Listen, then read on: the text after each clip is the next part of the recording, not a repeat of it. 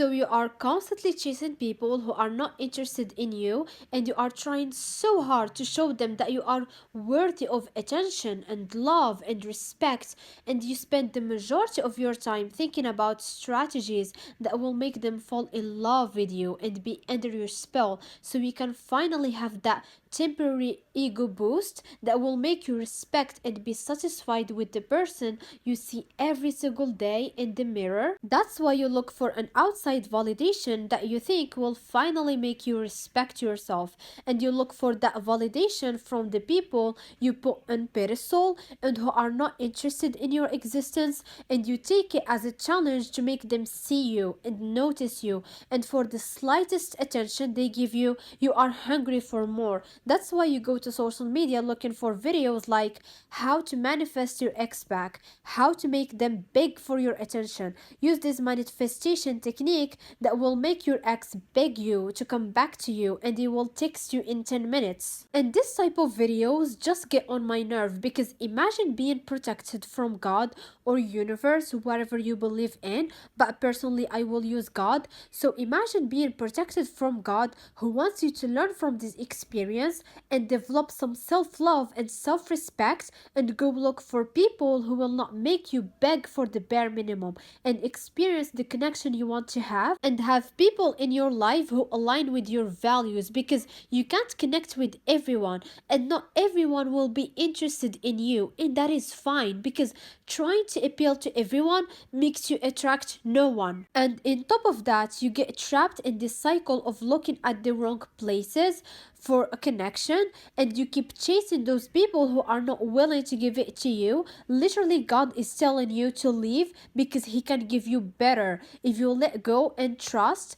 but somehow you are stubborn and you don't want to let go, and you keep defending this person in your prayers and to the people around you, because the image you built about them in your imagination before you go back to sleep is far away and different from reality. It's just you can see it now because you are in it, and you are investing so much energy and time into these people, and you built so many beautiful scenarios that you can have with them. That's why you are so attached to them, to make those scenarios coming true, and you keep feeding the beast of these scenarios that make it so hard to detach from these people and see the situation for what it is. And even in your brain you're like, if I became the girlfriend or the boyfriend or the friend of this person, I will become the coolest person alive, and I will be so happy, and I will finally have some worth, because you associate these people with being cool and hot and smart, and you think if you are with them you will become that as well.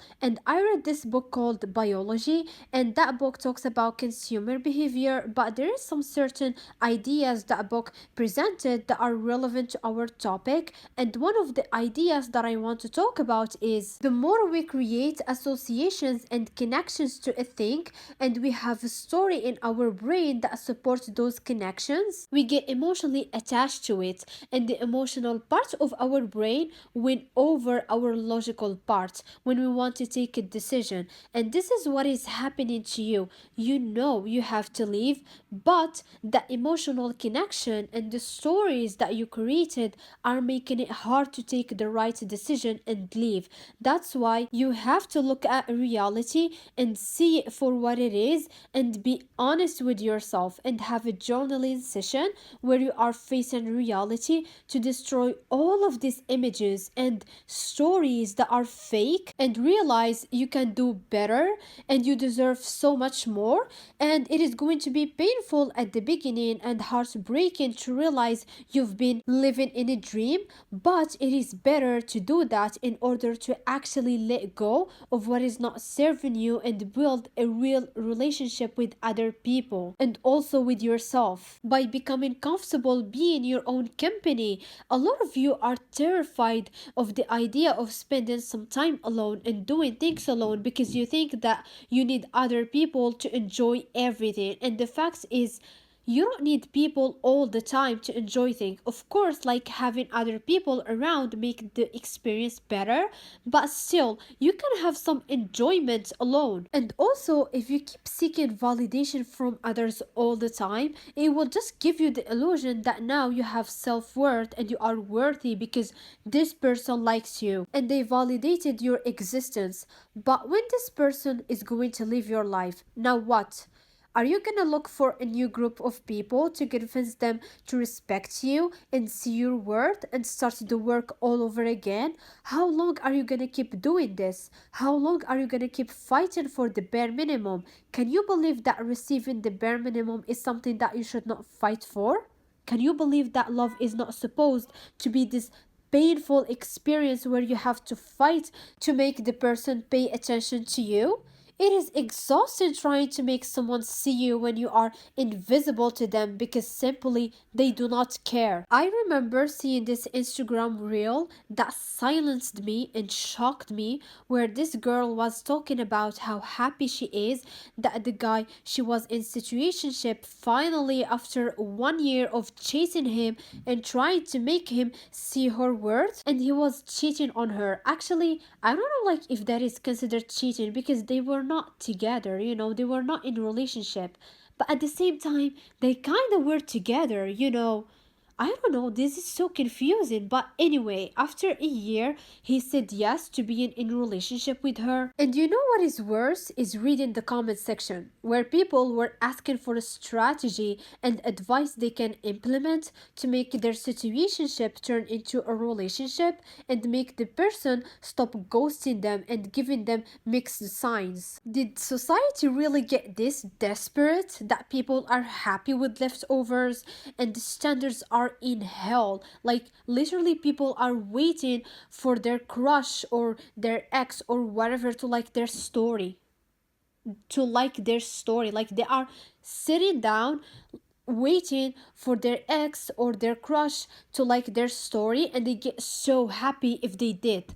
Oh my god, like standards are in hell. Literally, like if you say you want just the bare minimum, some people get shocked and they will look at you like you are crazy and tell you are asking for too much. And if you are around people who react that way to the bare minimum, I think it is time to say goodbye. And also, if you are in a situation like that girl who convinced her situationship to respect her and be in a relationship with her, let's imagine you actually convince this person to respect you and give you the bare minimum after a year or months or more.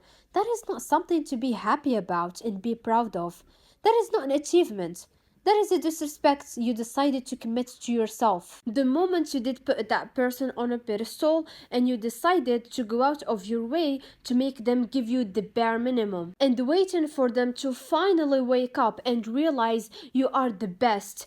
That moment is the moment where you actually lost, because it is not cute to cry every single day thinking why you are worthless and what is wrong with you, that this person doesn't want to be around you as a friend or as a partner. Not everything you lose is a loss. Sometimes loss is a gain because it gives space for the better to come. And there is some people who are in toxic relationships or toxic friendships. When they lose that person, they feel like, oh my god, like I will never have a partner or I will never have a friend and I lost the best thing in my life. And actually you did not lose. Actually you won, because now you have so much time to go meet new people and you have space in your life to welcome new people who have the same values as you and who are not gonna make you beg for the bare minimum. Start looking at people's actions, because actions speak louder than words. It doesn't matter that the person you are in a situationship with told you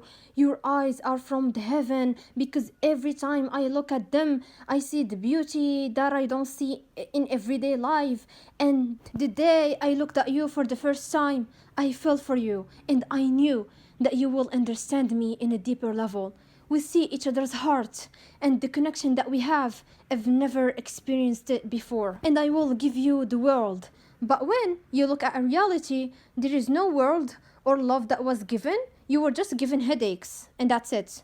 Don't fall for words and get attached to them because they mean nothing if there is no action that back them up. Look at the actions and not promises, because there is some people who get attached to the future promises and they never leave their situation because they are scared that they're going to miss out on experiencing these promises that will never come true. And that fear drives them and motivates them to act irrationally, where they keep chasing the person and ignore the signs that it will not work out. And I want to tell you something that I want you to keep in mind and never forget.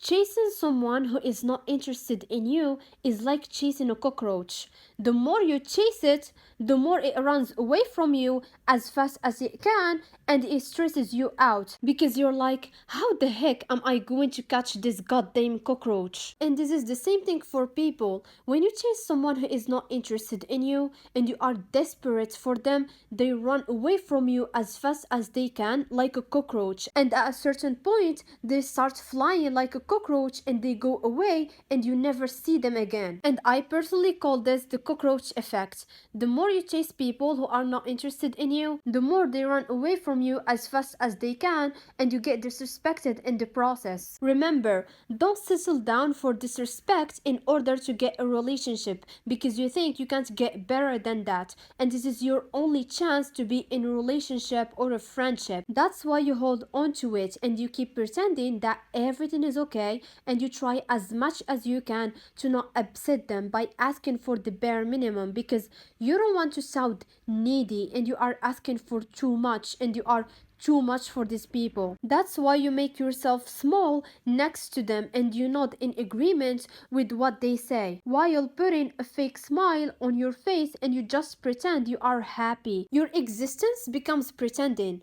And it is mentally painful and exhausting to pretend and be an actor all the time in order to not destroy a shallow relationship where the only time you don't have to pretend is when you are alone at night and you have to suffer alone, because when you look around, there is no one to talk to because all the relationships you built are shallow. And I speak from personal experience. I used to be in that position where I had some fake friendships, where I used to pretend that we're actually friends, even though we were not. And deep down, I knew it, but it felt scary to admit that because I was like, what if I don't find someone to be friends with? I will be miserable and lonely.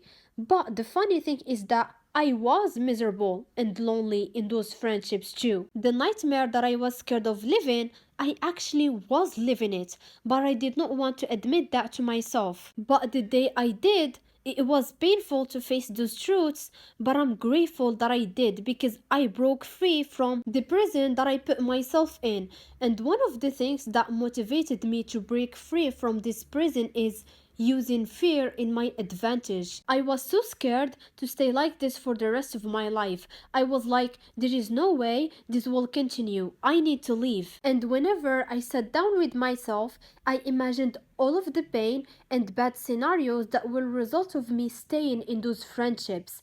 And that awoke that part of me who wanted to survive and run away and be free. I did not want to look back at my life and regret not doing something and not taking control back over my life, because I let the fear of not having those people around rule my life and prevent me from building real relationships that are worth my time. And you can do that too. Stop chasing the cockroach because it will leave you anyway, and use fear in your advantage because fear have a great effect on us. And try to imagine all of the worst case scenarios that will result of you staying, and write it down and look at it whenever the temptation of going back starts winning you over. And if it did win you over, just remember you can start all over again. Don't have that black and white thinking of, I made a mistake of going back, then I am a lost cause and I have to give up.